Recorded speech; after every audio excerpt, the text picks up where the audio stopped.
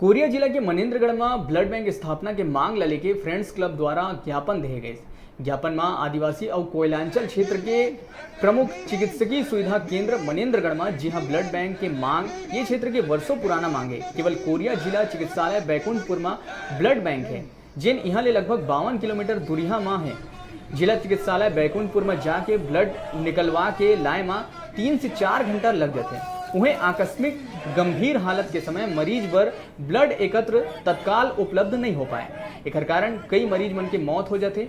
उन्हें आसपास के कोयला खदान, सड़क दुर्घटना और प्रसव के दौरान तत्कालीन रूप से ब्लड मुहैया नहीं हो पाए।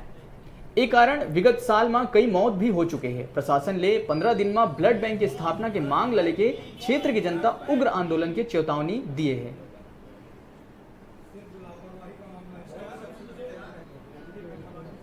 संज्ञान में नहीं आता है, लेकिन हर क्षेत्र में ऐसा हो रहा है और उसकी बहुत घोर लापरवाही अधिकारियों की। ये ब्लड बैंक की मांग है क्योंकि आए दिन हमेशा आप देखते हैं कोई आकस्मिक एक्सीडेंट हो जाता है, उसमें भी अचानक ब्लड की जरूरत पड़ती है और हमें बैकुंठपुर जाना पड़ता है।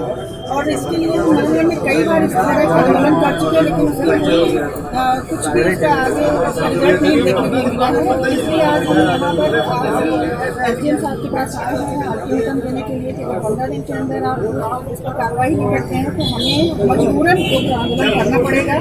कई थैलेसीमिया के भी बच्चे होते हैं जिनको आप जानते हैं थैलेसीमिया में ब्लड की जरूरत होती है और उसके लिए भी हमेशा लोग जरूरी नहीं कि हर कोई अफोर्डेबल हो और हर जगह बाहर जा सके और यहाँ नहीं हो पाने के कारण उनको बहुत सारी परेशानी होती है।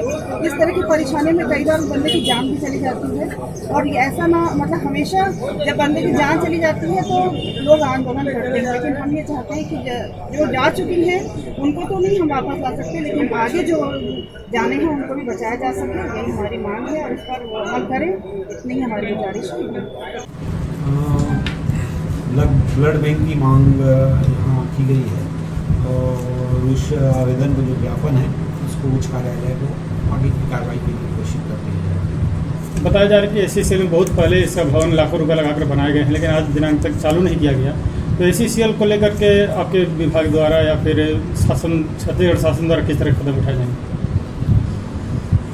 इसके बारे में जानकारी मुझे अभी पता चला है उनके ज्ञापन के माध्यम से और मैं इस पर एससीसीएल को चर्चा करके इस पर कुछ बता पाऊँगा।